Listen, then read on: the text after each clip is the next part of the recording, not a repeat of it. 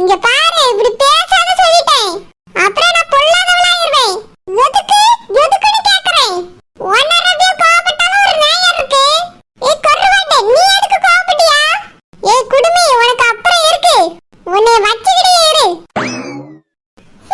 இவ எதுக்கு கோபப்பட்டுட்டு போறா?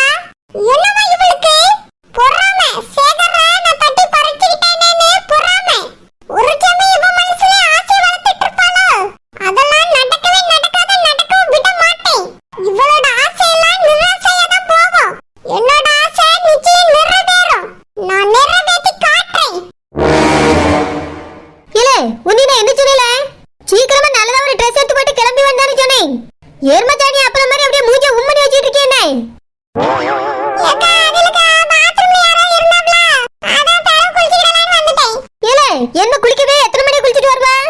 அப்பவே ரெடி ஆச்சனே என்ன நின்னுட்டு இருக்க நீ? போல போய் மூஞ்சியால கழுவிட்டு சட்டை எடுத்து போட்டு வா. ஆஹா, நான் குளிச்சிட்டு வரேன். ஏன் குளிக்கலாம் உன்னை பொண்ணுக்கு பிடிக்காதுன்னு நினைக்கிறியோ? அவ வீட்ல எல்லாருக்கும் உன்னை ஏற்கனவே பிடிச்சு போச்சான். சும்மா பார்மாலிட்டிக்கு தான் நம்ம போய் பார்க்க வேண்டியிருக்கு. அடுத்த உடனே பூ வைக்கிறோம், கல்யாணத்தை முடிக்கிறோம்.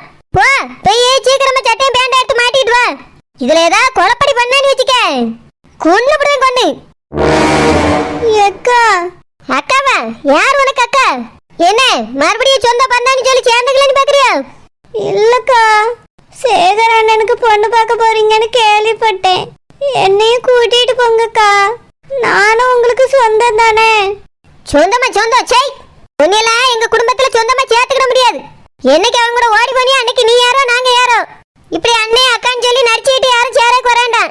இந்த வீட்டுக்கு நீனும் ஃபங்க்ஷனுக்கு வந்தியா நானும் ஃபங்க்ஷனுக்கு வந்தேன்னா அப்படியே இருந்துட்டு போயிடணும். இங்க வந்துட்டு என்கிட்ட பேசுறது, என் தம்பிகிட்ட பேசுறது, என் பிள்ளைகள்கிட்ட கொஞ்சறதுலாம் இருக்கக்கூடாது. போ, யாரையும் நாங்க கூட்டிட்டு போக முடியாது.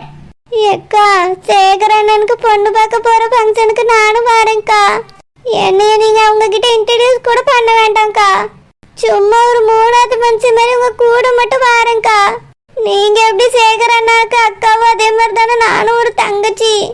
என்னையும் சேர்த்து கூட்டிட்டு போங்கக்கா. நான் ஒரு வாரமா நின்றுட்டு வந்துடுறேன். ஏய் உன்கிட்ட சொன்னா புரியாது. இந்த வீட்லயே நீ ஒரு வாரமா எங்க கூட இருக்கிறது எனக்கு பிடிக்கல. இதுல அவங்க வேற பொண்ணு பார்க்கறதுக்கு நீ வருவா போல்க. மரியாதை இங்க இருந்து பேரு தம்பி சேகரி. முதல்ல இவளை கழுத்தை பிடிச்சி வெளியே தள்ள. அக்கா கோபப்படுறா, வாமா வெளிய போ. ஆமா, பச்சை குழந்தை அப்படியே கொஞ்சம் தூக்கிட்டு போய் வெளியே விடு.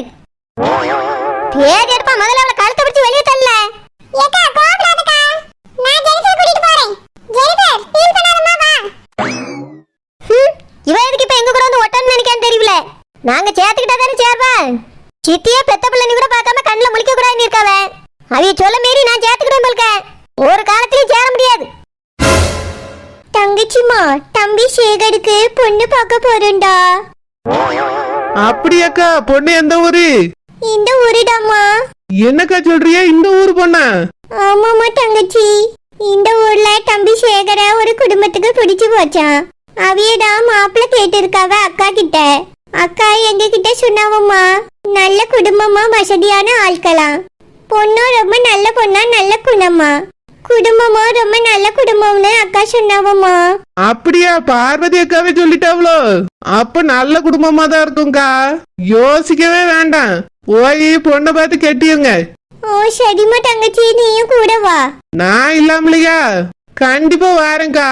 அக்கா கிட்ட முன்னுக்கிட்டே நான் சொல்லி வச்சேன். இல்ல என் பேரனுக்கும் இன்னும் கல்யாணம் முடியல.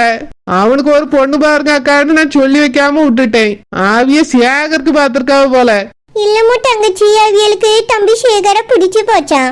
அதனால இது யதார்த்தமா நடந்த விஷயமா. அப்படியாக்கா? ஆமாமா தங்கச்சி. சரிக்கா, பொண்ணு பாக்குற ஃபங்க்ஷனுக்கு போய் ரொம்ப நாள் ஆச்சு. இன்னைக்கு ஒரு கலக்கு கலக்குவோம். ஆமா, இதே ட்ரெஸ்ல போவோமா இல்ல மாடர்னா ஏதாவது ட்ரெஸ் போட்டுட்டு போவோமா? மாடர்ன் ட்ரெஸ்ஸா போடலாமா தங்கச்சி? ஆனா இருந்தாப்புல கிளவியலுக்கு எதுக்கு பவுடு வந்திருக்கு பாலுவ. நம்ம ஊர்லனா பரவாயில்ல, எப்படினாலும் எடுக்கலாம். வந்திருக்க இடத்துல நம்ம கொஞ்சம் அடக்க ஒடுக்கமா இருப்போம். சரிக்கா, நீங்க சொன்னா சரியாதான் இருக்கும். ஏன்னா அக்கா ஒரு பத்தியெல்லாம் நம்ம அப்படிதான் இருக்கணும்.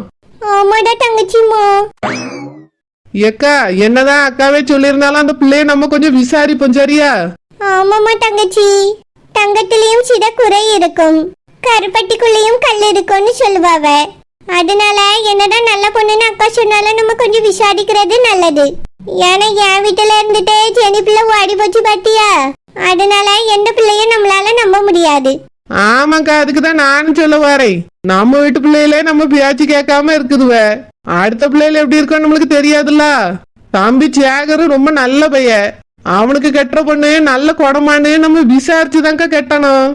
அப்பதான் சரோஜா குடும்பத்துல நிம்மதியா இருக்க முடியும். ஆமாமா தங்கச்சி, இந்த ஊருக்குள்ள போய் விசாரிச்சிருவோமா? ஏக்கா, ஊருக்குள்ள விசாரிக்கிறது ரெண்டாவது. ஊருக்குள்ள எல்லாரும் ஒரே மாதிரிதான் சொல்லுவாவே. முதல்ல அந்த பிள்ளைய பார்த்து நேரடியா விசாரிப்போம். நேரடியாவா? அந்த பிள்ளை இங்க இருக்கு, யாரு என்ன ஏதுன்னு தெரியாதேம்மா. ஏக்கா, அதான் பொண்ணு பார்க்க போறோம்ல, அந்த இடத்துல வச்சே விசாரிப்பாங்க. தங்கச்சிமா, அங்க வச்சு என்னத்தை விசாரிக்க? விசாரிக்கலாம்க்கா, நான் விசாரிக்கேன். நீங்க எதுவும் கவலைப்படாதங்க. நான் நல்ல பொண்ணுன்னு சொல்ற வரைக்கும் பூ வச்சிடாதங்க, அவ்வளவுதான் சொல்லிவிட்டேன். ஓ சரிம்மா தங்கச்சி, கொஞ்சம் அந்த பிள்ளைய பத்தி நல்லா விசாரிச்சு சொல்லு. ஏக்கா, நானும் பார்த்த உடனே கண்டுபிடிச்சிருவேன். அந்த பிள்ளைகிட்ட விசாரிச்சாலே அந்த பிள்ளையோட கோணம் என்னன்னு எனக்கு தெரிஞ்சிடும். நீங்க எதுவும் நினைக்காதங்கக்கா, நான் பாத்துக்கிட்டேன். ஓ சரிம்மா தங்கச்சி. ஏம்மா பாப்பா, சொல்லுங்க மாமா. எல்லாரும் பொண்ணு பாக்குற பத்தி பேசிட்டு இருக்காவளேம்மா. ஆமா, யார பொண்ணு பார்க்க வராவ? உன்னையம்மா பாப்பா? மாமா, உங்களுக்கு எப்பவுமே கிண்டல் தான். என்னைய பார்த்தா அவ்வளவு சின்ன பிள்ளை மாதிரியா இருக்கு. பாப்பா, என் கண்ணுக்கு நீ சின்ன பிள்ளை மாதிரிதாம்மா தெரியா? மாமா, நீங்க பெரியவிய, உங்க கண்ணுக்கு நான் சின்ன பிள்ளை மாதிரி தான் தெரிவேன். ஆனா எனக்கு பேரும் பேட்டியே இருக்காவ மாமா. சரிம்மா பாப்பா, பொண்ணு பாக்குறது யாருக்கு? மாமா, பொண்ணு பார்க்கலாம் யாரும் வரையில, நம்ம தான் பொண்ணு பார்க்க போறோம். என்னம்மா சொல்றா? பொண்ணு பார்க்க போறோமா? ஆமா, யாருக்கு பொண்ணு பார்க்க போறாவ? எனக்கா இருந்தானா இப்பயே வேண்டான்னு சொல்லிடுறியம்மா. மாமா, இது உங்களுக்கே கொஞ்சம் வாவரா தெரியல. இத்தனை வயசுக்கு மேல உங்களுக்கு யாராவது பொண்ணு பாப்பாவளா? கொழுந்தியாரே, எனக்கு அப்படி என்னம்மா வயசாயிட்டு? நான் இன்னும் இளமையாதான் இருக்கேன்.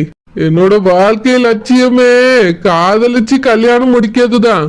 அந்த காதல் நிறைவேறதாம காத்துக்கிட்டு இருக்கேன். அதனால என் மனசுல அவ இருக்கும்போது இன்னொருத்திய நினைச்சு கூட பார்க்க முடியாது. இந்த ஓனரு கண்டிப்பா எனக்கு தாம்மா பொண்ணு பார்த்திருப்பா. அவகிட்ட வேண்டான்னு சொல்லிருங்க. இதுக்கு மேல நான் போய் பொண்ணு பார்த்து கல்யாணம் முடிக்கிற நிலைமையில இல்ல. ஆமா மாமா, அந்த நிலைமையில நீங்க இல்லை. ஒன்லி காதல் கல்யாணம் தான். புரியுதம்மா பாப்பா? புரியுது மாமா. நான் வரேம்மா பாப்பா. தங்கச்சிமா, மாமா ரொம்ப பாவலடா. ஆமாங்கா, உண்மையான ஒரு காதலுக்காக காத்திருந்து அவரோட காலங்களே முடிய போகுது. ஆனா மாமா என்னடானா இன்னும் என் காதலிக்காக தான் காத்திருக்கேன்னு சொல்லியாவ. இது எங்க போய் முடிய போதோ தெரியல. ஏக்கா, பொண்ணு யாருன்னு கேட்டு பேசாம மாமாக்கு கல்யாணத்தை முடிச்சு வச்சிருவோமா? வேண்டாமா தங்கச்சி, அவடே எல்லாத்தையும் பாத்துக்கிடட்டும். சரிக்கா. மாமாவை நினைக்கும் போதுதான் ரொம்ப கஷ்டமா இருக்கு.